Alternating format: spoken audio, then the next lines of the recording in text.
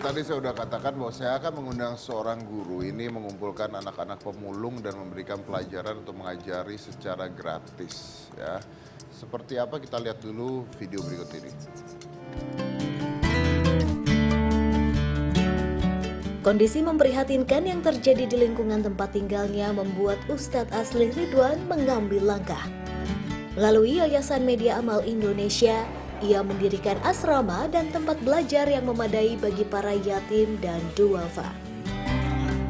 Berlokasi di kawasan Lebak Bulus, Jakarta Selatan, Ustadz Asli dan yayasannya menghimpun para anak-anak untuk tetap mempunyai semangat belajar.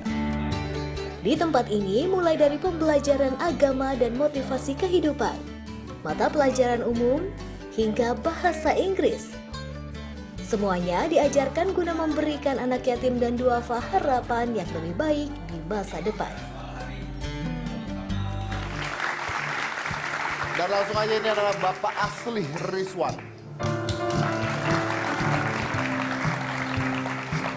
Apa kabar Pak? Silakan. Ya, ini bentuknya ini yayasan Pak? Iya. Yayasan. Saya kurang tahu nih. Jadi yayasan ini menaungi anak-anak pemulung atau gimana? Ya, yatim pemulung. Yatim pemulung. Ya, dan duafa juga. Dan duafa juga. Oke. Dan ini diberikan sekolah gratis. Gratis yang yatim. Gratis yang yatim. Kalau yang tidak yatim mungkin sebisa dia. Sebisanya, oke, semampunya. Oke. Awalnya gimana sampai Bapak membuat sekolah untuk anak yatim mulung ini gimana sih Pak? Jadi ada kisah yang bagi saya itu menjadi kisah inspiratif. Ada anak yatim Fatur namanya, kemudian dia kondisi fisiknya dia buta matanya. Saya mendengar ada anak yatim yang tidak makan berhari-hari. Dia tidak bisa menggerakkan tangannya, kemudian juga makan dari nasi basi dan seterusnya. Mendengar itu kami ambil, kemudian kami rawat. Dan di sekolah di luar biasa dan alhamdulillah sekarang seorang Fatur bisa menghafal 6 sampai 7 juz Al-Quran. Dan luar biasa gagahnya hari ini. Terus juga ada seorang yatim pemulung Ratna yang hari ini hadir di tengah-tengah kita. Oh ini ada Ratna juga, mana Ratna coba? Ratna ini awalnya adalah seorang yatim yang pemulung juga? Iya, betul. Ditaruh di yayasan ini Iya, untuk di sekolah? asrama yatim. Untuk Iya sekolah. mas dia. Ya. Pertama kali saya tinggal di sana, yaitu saya merasa bahwa Ustadz Asli atau Abu, sebutan untuk saya, sebagai pengganti bapak saya. Sebagai pengganti ayah? Oke. Lalu saya mengabdikan di sana karena saya bisa berkuliah. Akhirnya saya mengabdikan diri saya untuk menjadi seorang pengajar untuk anak-anak pemulung. Oke, sebentar. Anda ditaruh di sana usia berapa? Setelah lulus SMA, saya tinggal di sana karena bapak saya baru meninggal pas saya SMA. Lalu Anda masuk D3 katanya? Iya, betul. D3. Lalu bisa kuliah gimana? Pertama kali saya masuk kuliah, saya juga ada orang tua asuh, dicarikan orang tua asuh. Lalu saya lulus D3, saya sempat tidak mau melanjutkan lagi kuliah karena saya melihat ibu dan adik saya ada di Karawang yang membutuhkan biaya banyak. Jadi saya ingin bekerja, lalu saya izin sama Abu atau Ustadz Asli untuk bekerja di luar. Tetapi ternyata Ustadz Asli tidak mau meninggalkan saya atau melepaskan saya untuk keluar. Karena di luar sana, Ustadz Asli selalu bilang, selalu tanamkan, di luar sana jahat sekali gitu lingkungannya. Jadi saya berdoa, saya mengabdi untuk mengajar, lalu alhamdulillah saya sekarang S1. Sekarang S1 Iya. ya? Oke. S1 ini belum lulus kan, masih sekolah? Atau sudah masih sekolah? Ambil Insya apa? Allah 1 tahun lagi. Ambil apa?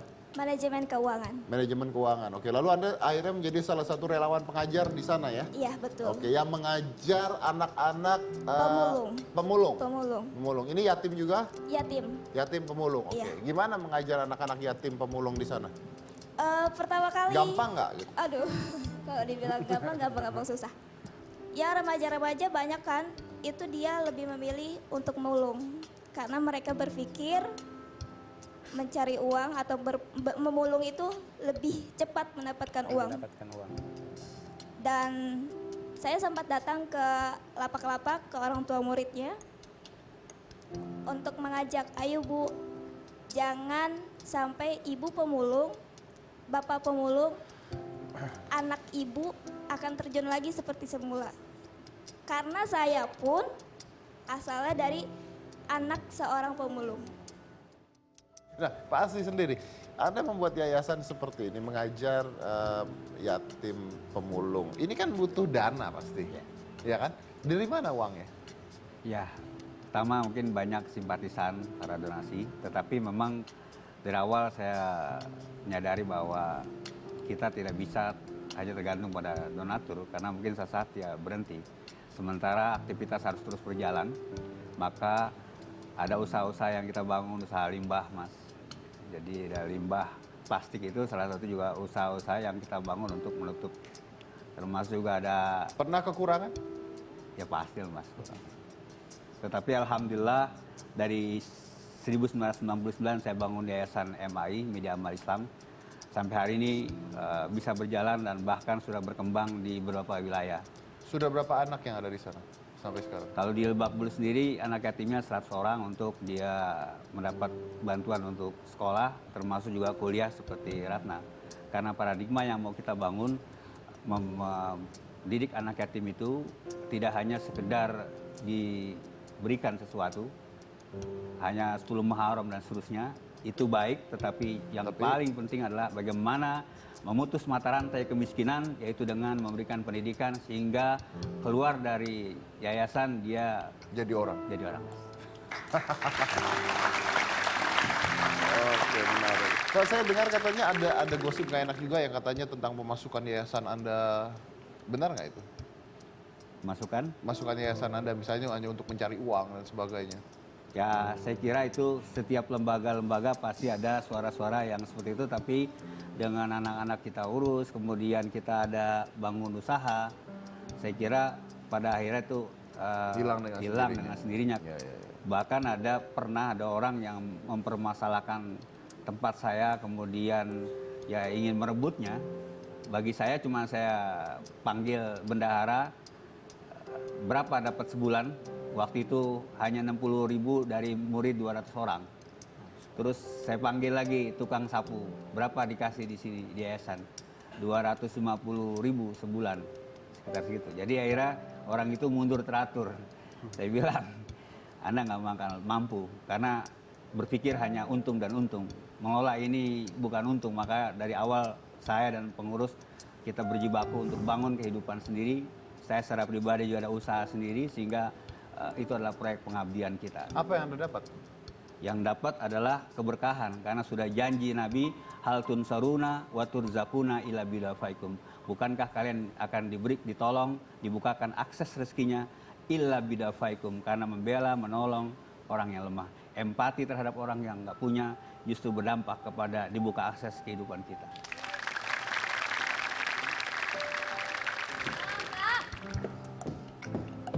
Ini lucu, Pak. Ada guru berpakaian badut. Oke. Ih, Kan Bapak katanya tanya lagi lucu. dong, kok bisa Guru pakaian gitu? kok bisa ada guru pakaian badut? Iya, dan dia berkeliling-keliling di Surabaya, Pak. Ngapain? Ngajar, Pak. Ngajar? Ngajar. Kalau Bapak kan ngajarnya anak-anak gitu kan ya. Kalau ini ngajarnya bapak-bapak, ibu-ibu, nenek-nenek, kakek-kakek, encang-cing, nyak babe. Pakai pakaian badut? Pakai pakaian badut, Pak. Ada videonya dulu nggak? Ada, Pak. Nah, saya saya mau kasih lihat dulu videonya. Ini dia. Tiada waktu terlambat untuk belajar. Kiasan ini ternyata dipegang teguh oleh Haris Rizky, pemuda asal kota Surabaya yang mengabdikan kesehariannya untuk mengajar para warga yang telah berusia lanjut maupun ibu rumah tangga. Dengan sabar, Haris yang setia ditemani oleh Ayes, boneka kesayangannya, membantu warga untuk belajar membaca. Dengan pembawaan yang santai, humoris, juga kostum yang unik, menjadikannya idola bagi kaum papa di kota Surabaya.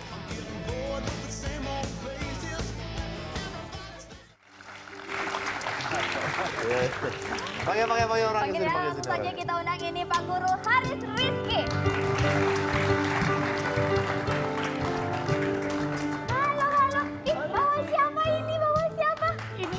Lagi tidur. Lagi tidur. Apa kabar Mas Haris? Ya, baik. Silakan Pak Guru, Iya. silakan. Kamu gitu deh. Bangun, bangun, syuting, syuting. Iya, sebentar. Oh iya. Ini lucu ya. Oke, ini saya mau tahu ini Anda mengajar orang tua. Iya. Ngajar orang tua? Iya. Oke, pertama Bahkan nenek-nenek juga. Nenek-nenek juga. Iya. Oke, pertama gini. Kenapa Anda mau ngajarin orang tua? Tujuannya apa? Dan kenapa berpakaian badut? Ya.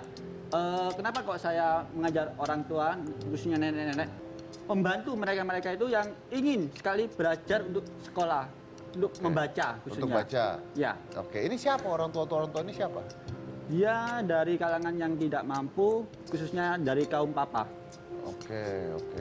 Nah, Anda dapat apa? Ya, kita bisa mengajar itu, kita sudah dapat kesenangan, kita bisa berbagi ilmu, kita bisa berbagi pengalaman juga buat mereka-mereka. Seperti itu. Nah, Anda kerjanya apa sebenarnya? Saya bekerja di Badan Arsip Perpustakaan, kebetulan ditugaskan di SDN Bubutan 4 Surabaya. Oke, berarti Anda ada kerjaan sebenarnya, terus Ya. Anda ngajar tuh untuk hobi gitu? Bukan hobi, panggilan hati. Panggilan hati. Iya. Oke, baik. Lalu kenapa, mungkin boleh dibuka kacamata hidungnya biar kelihatan di TV orangnya seperti apa ya?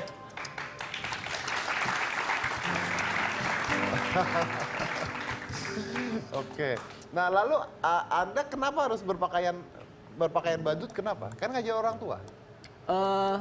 Kita tidak hanya pakaian badut, kita pakai pakaian pewayangan juga, ada Anoman, ada Arjuna, seperti itu. Itu siang bolong, Ya, nggak panas. enggak. Untuk bisa membahagiakan orang tua, bisa membahagiakan semuanya masyarakat, enjoy aja. Enjoy. Iya. Yang penting masyarakat bisa membaca, menulis, itu suatu kebanggaan tersendiri buat saya sendiri. Oke, tadi belum dijawab kenapa harus pakai pakaian badut ini? Nah, kenapa kok pakaian badut?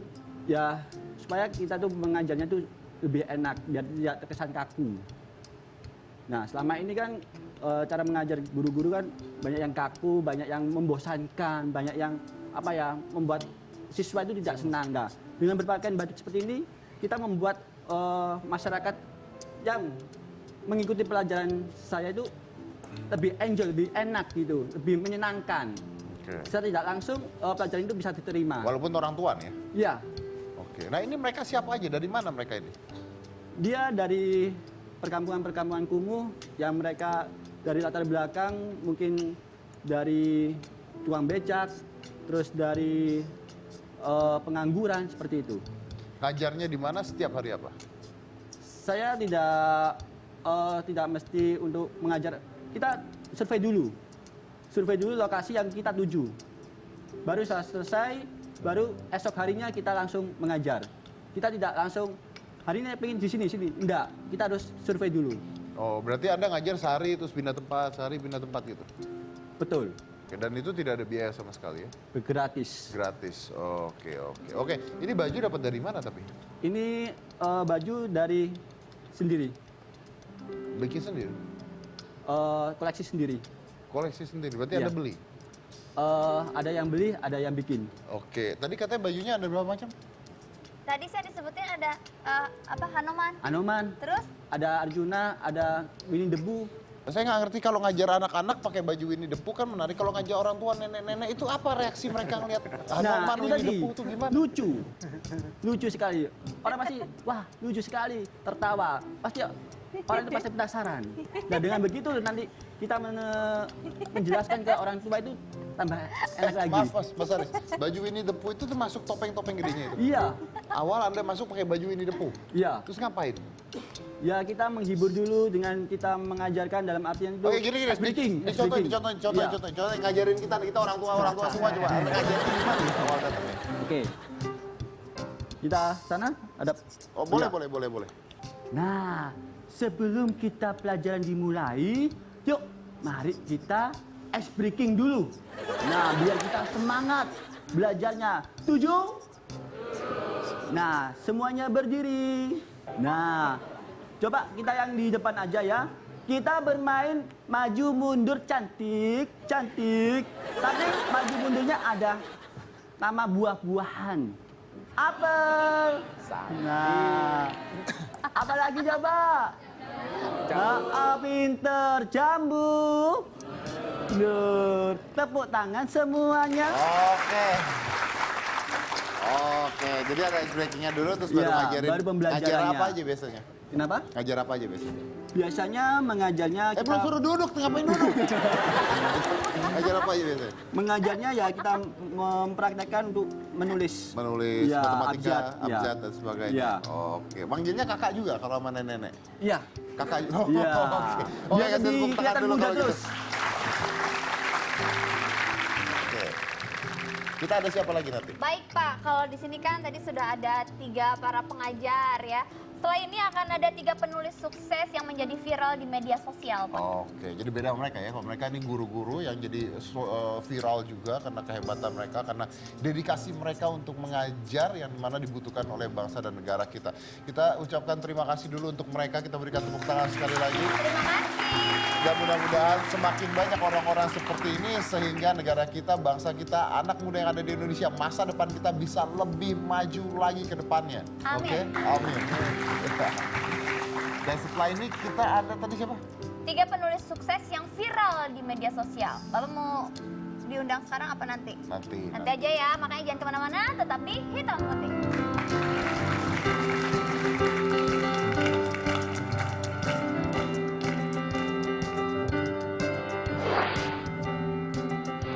Saya coba tulis ulang dari sudut pandang saya sendiri kayak Oh, gitu. dari sudut pandang Anda. Iya, jadi kalau dari Contohnya media- gosip siapa contohnya? penyanyi misalnya. Penyanyi yang mana? Iya, misalnya penyanyi dangdut. Yang dulu. dangdut siapa?